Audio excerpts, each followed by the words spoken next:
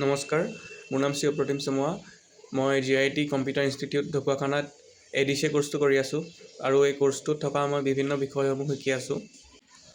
আৰু ইয়াৰে ভিতৰত এটা ইম্পৰ্টেণ্ট টপিক HTML বিষয়ে আপোনালোকক ক'ম। HTML মানে হৈছে hyper text markup language. HTML হৈছে এটা ৱেব ডিজাইনিং লেংগুৱেজ। যেতিয়া আমি এটা ৱেবছাইট অ'পেন কৰোঁ, তেতিয়া আমি ইণ্টাৰফেচত যিমানখিনি বস্তু দেখা পাওঁ, সেই গোটেইখিনি বস্তু HTML ডিজাইন কৰা হয়। HTML কোডবিলাক আমি টেগৰ সহায়ত লিখোঁ আৰু আমি টেগবিলাকত গ্ৰেটাৰ দেন আৰু লেছ দেন চিম্বলটো ব্যৱহাৰ কৰোঁ। এতিয়া মই আপোনালোকক কিছুমান টেগৰ বিষয়ে ক'ম। প্ৰথম টেগটো হৈছে বিয়াৰ টেগ। যেতিয়া আমাক দুটা বস্তুৰ মাজত ব্ৰেকৰ প্ৰয়োজন হয়, তেতিয়া আমি বিয়াৰ টেগটো ইউজ কৰোঁ। এতিয়া বডিত দেখিবলৈ পাইছে এটা পিন নাম্বাৰ আছে আৰু এটা ফোন নাম্বাৰ আছে। এতিয়া আমি পিন নাম্বাৰটোৰ পিছত যদি বিয়াৰ টেগটো ইউজ কৰোঁ, তেতিয়া এই দুটা বস্তুৰ মাজত ব্ৰেক আহি যাব। নেক্সট টেগটো হৈছে বোল্ড টেগ। এতিয়া দেখিব পাইছে মই বডিত লিখিছোঁ দিছ ইজ মাই কাৰ। এতিয়া কাৰৰ আগত মই বি টেগটো যদি ইউজ কৰোঁ, তেতিয়া কাৰ ৱৰ্ডটো বোল্ড হৈ যাব। নেক্সট টেগটো হৈছে আই টেগ। যেতিয়া আমি কিবা এটা শব্দ বা কিবা এটা বাক্য অকণমান ষ্টাইলিছ ফৰ্মত দেখাব বিচাৰোঁ, তেতিয়া আমি আই টেগটো ইউজ কৰোঁ। এতিয়া ইয়াত বডিত দেখিবলৈ পাইছে দিছ ইজ মাই কাৰ।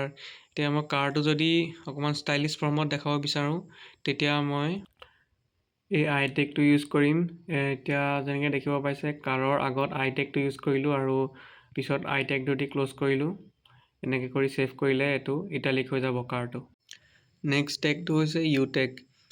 যেতিয়া আমি কিবা এটা বস্তু আণ্ডাৰলাইন কৰিব বিচাৰোঁ, তেতিয়া আমি ইউ টেগটো ইউজ কৰোঁ। এতিয়া ইয়াত যেনেকৈ আছে দিছ ইজ মাই কাৰ। এতিয়া আমি যদি কাৰটো আণ্ডাৰলাইন কৰিব বিচাৰোঁ, তেতিয়া আমি কাৰৰ আগত ইউ টেগটো ইউজ কৰিম। এনেকৈ আমি যদি কাৰৰ আগত ইউ টেগটো ইউজ কৰোঁ, তেতিয়া এই কাৰটো আণ্ডাৰলাইন হৈ যাব। নেক্সট টেগটো হৈছে ছুপাৰস্ক্ৰিপ্ট টেগ। এতিয়া বডিত দেখিব পাইছে ক্লাছ 10th। এই 10th এতিয়া TH টো 10ৰ লগত আছে, কিন্তু আমাক 10ৰ লগত নালাগে, 10ৰ ওপৰত লাগে। এতিয়া এনেকৈ যদি আমি SUP টেগটো ইউজ কৰি দিওঁ, তেতিয়া এই TH টো 10ৰ ওপৰলৈ গুচি আহিব। এতিয়া মই বডিত লিখিছোঁ H2O। এতিয়া 2ৰ আগত যদি মই SUB টেগটো ইউজ কৰোঁ, তেতিয়া 2টো তললৈ গুচি যাব। নেক্সট টেগটো হৈছে মাৰ্ক টেগ। আমি যদি কিবা এটা বস্তু হাইলাইট কৰিব বিচাৰোঁ, তেতিয়া এই মাৰ্ক টেগটো ইউজ কৰোঁ। এতিয়া যেনেকৈ বডিত দেখিছে PNB ডেবিট কাৰ্ড। এতিয়া ইয়াত আমি PNBটো যদি হাইলাইট কৰিব বিচাৰোঁ, তেতিয়া মাৰ্ক টেগটো ইউজ কৰিম। এনেকৈ মাৰ্ক টেগটো ইউজ কৰিলে PNBটো হাইলাইট হৈ যাব। নেক্সট টেগটো হৈছে বিগ টেগ। এতিয়া PNB ডেবিট কাৰ্ডতে কাৰ্ডৰ আগত যদি আমি বিগ টেগটো ইউজ কৰোঁ, তেতিয়া কাৰ্ড শব্দটোৰ চাইজটো ডাঙৰ হৈ যাব। আৰু ঠিক তেনেদৰে আমি কাৰ্ডৰ আগত যদি স্মল টেগটো ইউজ কৰোঁ, তেতিয়া কাৰ্ড শব্দটোৰ চাইজটো সৰু হৈ যাব। নেক্সট টেগটো হৈছে হেডিং টেগ। এতিয়া ইয়াত যেনেকৈ দেখিছে মই লিখিছোঁ ডিপাৰ্টমেণ্ট অফ পোষ্ট। সেইটো মই লিখিছোঁ H1ৰ ভিতৰত। গতিকে সেইটো ডিপাৰ্টমেণ্ট অফ পোষ্টটো এতিয়া প্ৰাইমেৰী হেডিং হ'ব। তাৰপিছত H2, H3 এনেকৈ চাব হেডিংবিলাকো আমি দিব পাৰোঁ। এতিয়া মই আপোনালোকক টেবুল টেগৰ বিষয়ে ক'ম। এই টেবুল টেগকেইটা টেবুল এখন বনাওঁতে ব্যৱহাৰ কৰা হয়। টেবুল টেগ 3টা আছে, TR, TH আৰু TD। প্ৰথমতে আছে TR। TR মানে হৈছে টেবুল ৰ', অৰ্থাৎ টেবুল এখনৰ ৰ'ত যিমানখিনি ডাটা থাকে, সেইখিনি TR ভিতৰত আহে।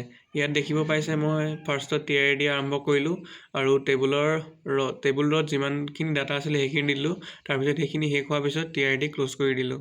তাৰপিছত আহিলে TH টেগ। TH টেগ মানে হৈছে টেবুল হেডিং, অৰ্থাৎ হেডিঙত থকা প্ৰতিটো ডাটা TH টেগৰ ভিতৰত আহে। ইয়াত যেনেকৈ মই দিছোঁ চিৰিয়েল নাম্বাৰ, ষ্টুডেণ্ট আৰু ক্লাছ টাইম। এই গোটেইকেইটা বস্তু TH টেগৰ ভিতৰত আছে।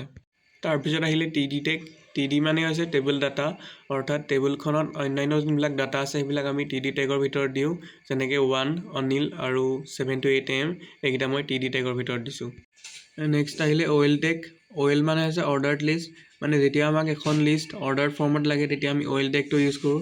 যেনেকৈ ইয়াত দেখিছে কীবৰ্ড, মাউচ আৰু স্কেনাৰ। এইকেইটাত আমি OL টেগটো ইউজ কৰিছোঁ, গতিকে এইকেইটা অৰ্ডাৰ্ড ফৰ্মত আহিব। তেনেকৈ কিবা এটা লিষ্ট যদি আমাক অৰ্ডাৰ্ড ফৰ্মত নালাগে, তেতিয়া আমি UL টেগ ইউজ কৰোঁ। UL মানে হৈছে আনঅৰ্ডাৰ্ড লিষ্ট। যেনেকৈ ইয়াত দেখাইছোঁ প্ৰিণ্টাৰ, মনিটৰ আৰু স্পীকাৰ। এইকেইটা UL টেগ ইউজ কৰিছোঁ।